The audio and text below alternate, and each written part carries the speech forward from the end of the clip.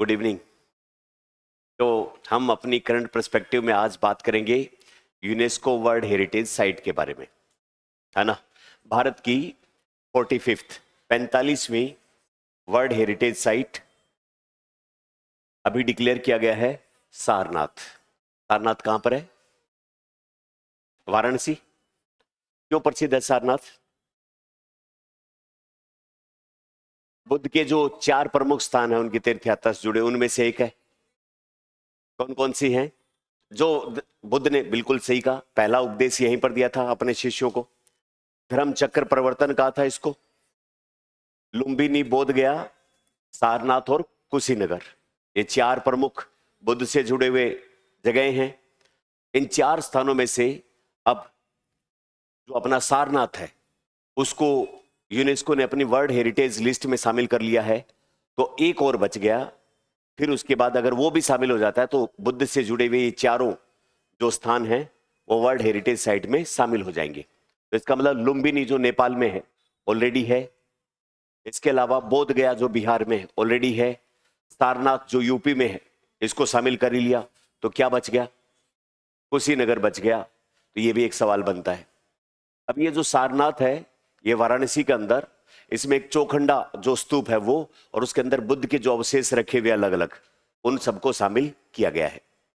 सारनाथ किसी टाइम पर एक ग्लोरीफाई उसका इतिहास रहा है जो काफी ईसा पूर्व शताब्दियों से ही आबाद रहा।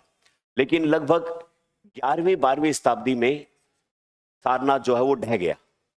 अब उसके बाद में वापस से इसको उत्खनन के द्वारा स्टार्ट किया जाता है 18वीं या 19वीं सदी के आसपास। बनारस के राजा चेत सिंह, उनके दीवान थे जगत सिंह या दीवान सिंह, उनके जो सैनिक थे, जब वो उनके नाम पर कोई नया बाजार बना रहे थे तो कहा यहां पर ईंटें पड़ी है। उनको जब दोबारा से खोद रहे थे तो उनको वो वापस नीचे दिखा कि यहां तो बहुत कुछ है, सिर्फ ईंटें ही नहीं है। तो मतलब इतने सदियों तक इग्नोर रहने के बाद वापस से इसको उत्खनन किया गया। फिर आर्कियोलॉजिकल सर्वे ऑफ इंडिया, उन्होंने वापस से इसको ग्लोरीफाई किया।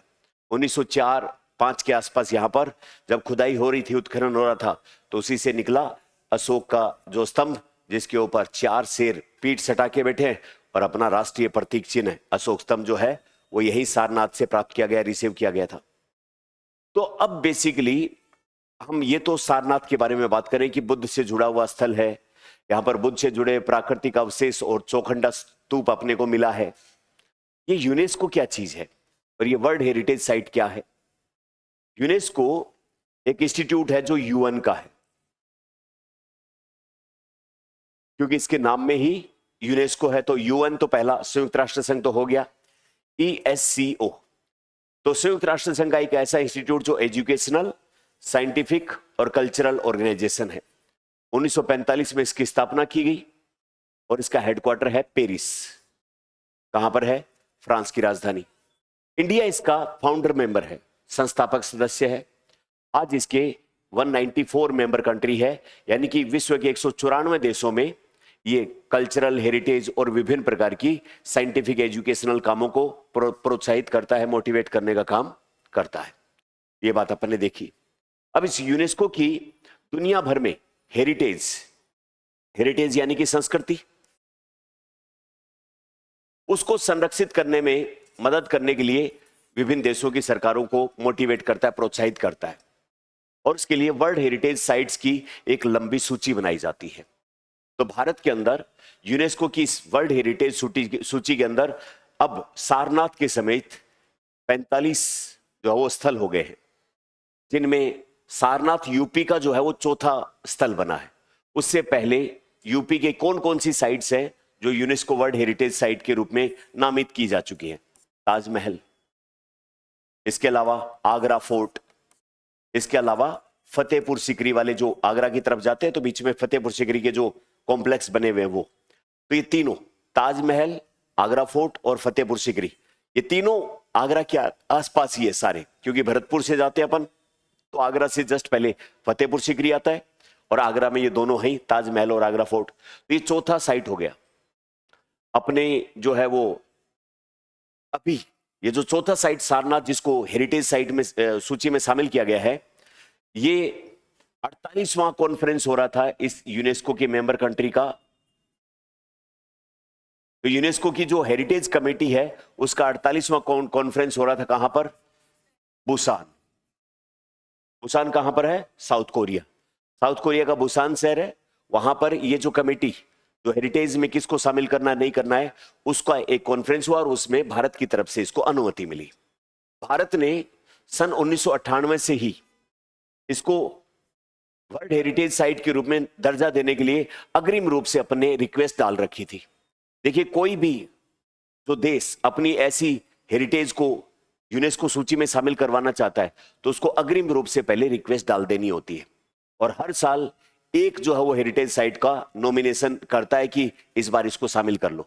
ऐसा नहीं है कि सीधा गए और उसको शामिल करवा दो साहब, नहीं, पहले अग्रिम रिक्वेस्ट डाल रखी है और फिर हर साल अपनी तरफ से एक साइट के लिए बोलो कि ये इस बार शामिल करवा दो। तो इंडिया की तरफ से अपनी हेरिटेज साइट को यूनेस्को में शामिल करवाने का रिक्वेस्ट और ये सारा कोऑर्डिनेशन करने का काम किसका है? ASI, archaeological survey of India, उससे जुड़ी हुई बात है ये सारी। तो क्या राजस्थान के अंदर भी कोई जो साइट्स हैं वो हेरिटेज के रूप में दर्जा प्राप्त है क्या? बिल्कुल है। जंतर मंतर और जयपुर शहर वर्ल्ड सिटी और जो पहाड़ी 6 किले हैं वो और जो अपना केवला देव है। तो बेसिकली ये जो हेरिटेज साइट्स हैं उनको दो भागों में बांटते हैं, एक तो कल्चरल हेरिटेज, एक नेचुरल हेरिटेज।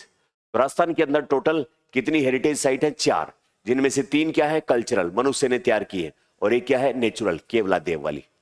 आई बात समझ?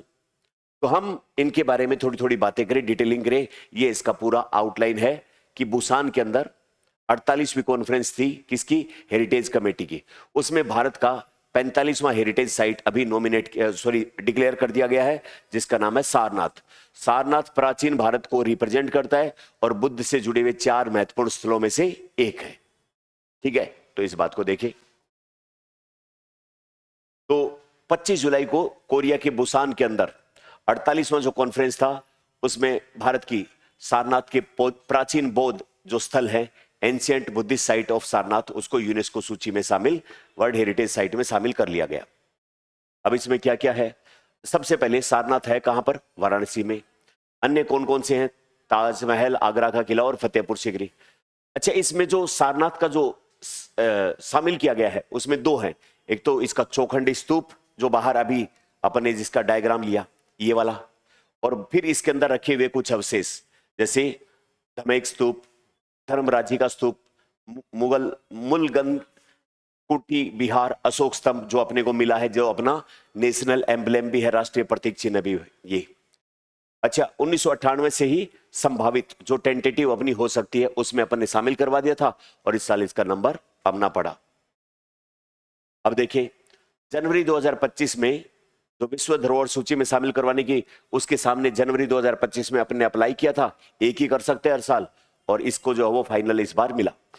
ये सारनाथ जो है वो बौद्ध परंपराओं में अलग अलग नाम से प्रसिद्ध था, जैसे ऋषिपतन, ईशीपतन, मर्गदाव आदि नाम से। यानी कि अपने से एग्जाम में थोड़ा सा डेप्थ में जाए तो सारनाथ के प्राचीन नाम क्या है बौद्ध परंपरा के अनुसार? तो ऋषिपतन, ईशीपतन और मर्गदाव नाम से इसके प्रसिद्ध नाम है पुराने।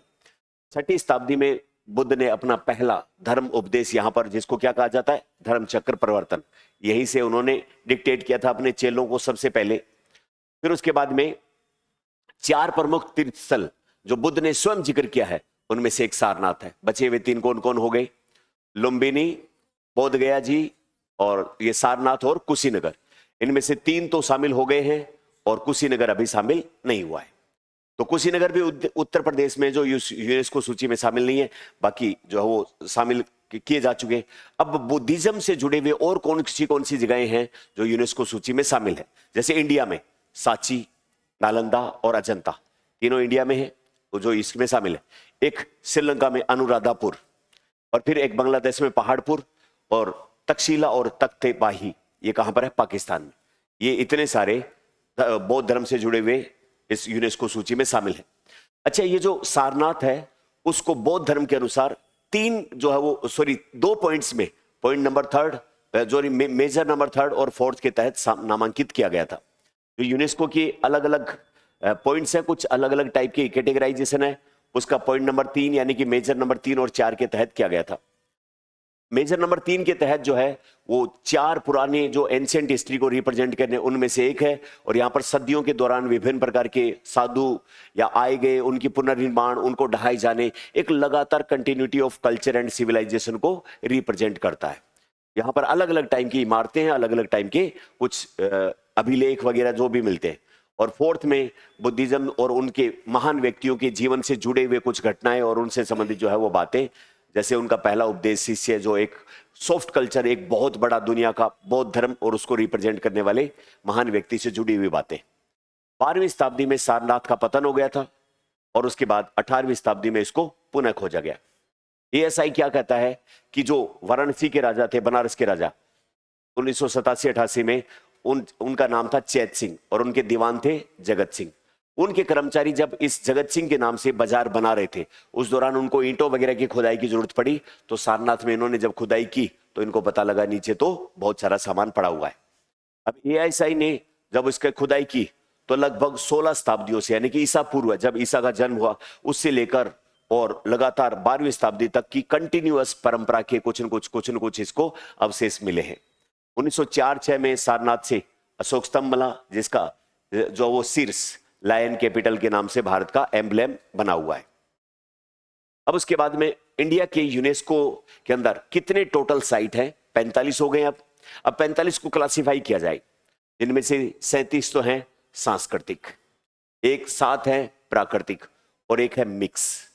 मिक्स में क्या होगा? जिसमें नेचुरल और कल्चरल दोनों चीजें शामिल हो। मिक्स वाले में अपन लिखते हैं कौन सा? Kanchenjunga national park.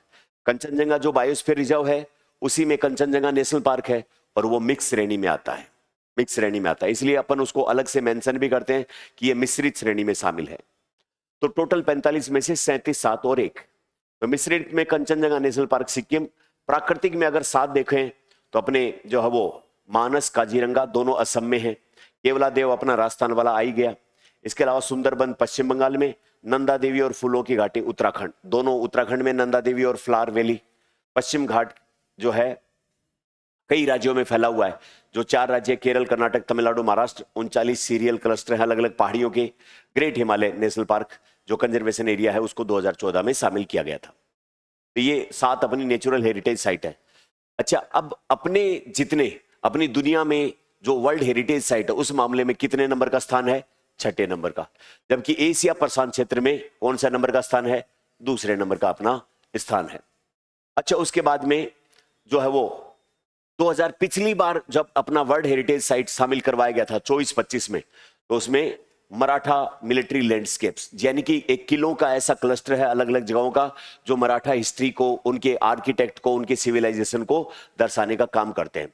तो अब सारनाथ तो 45वां हो गया, तो 44वां कौन था? मराठा मिलिट्री लैंडस्केप, जिसमें बहुत सारे किले एक साथ में शामिल है। कितने? कुल 12 किले शामिल है। कहां कहां के?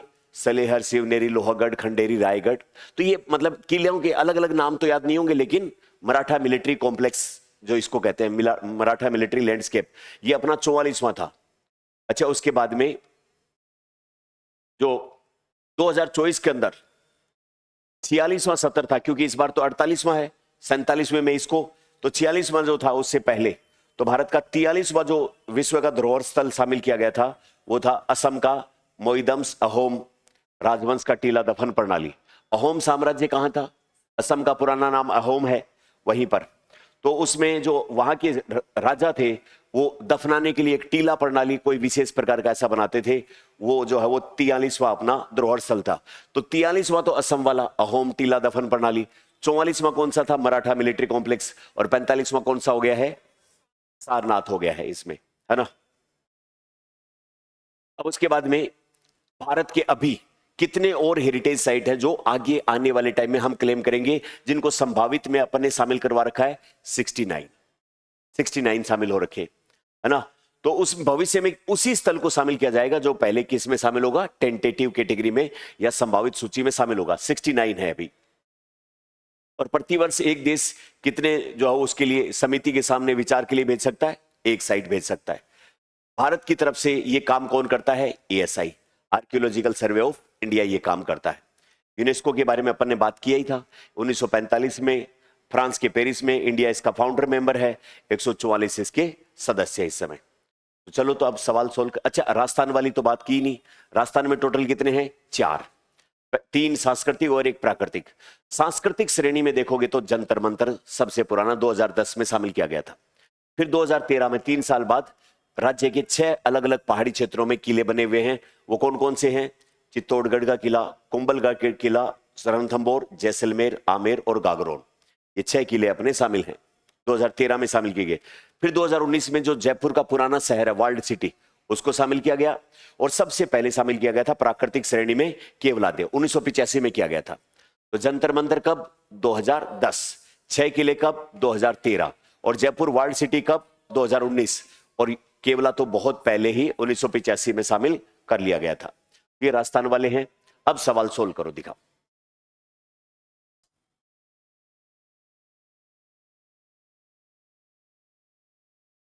तीनों स्टेटमेंट ठीक है? पक्का? अगला बताओ तो, 4 प्रमुख स्थलों में से कौन सा अभी शामिल नहीं है? कुशीनगर नहीं है। अगला बताओ। ये तो बोनस दे दिया है, ये सभी का सही होगा। अब बताओ सीक्वेंस के हिसाब से, सबसे पहले 1 नंबर पे, 2 नंबर पे, 3 नंबर पे, 4 नंबर पे जयपुर शहर। ठीक है, तो ये सही बैठ रहा है क्या? 4 नंबर यहां से, 4 1,